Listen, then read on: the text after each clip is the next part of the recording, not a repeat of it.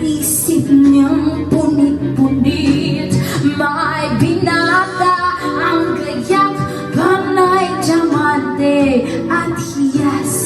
Ngunit oras maghubad, kulay ahas ang balat.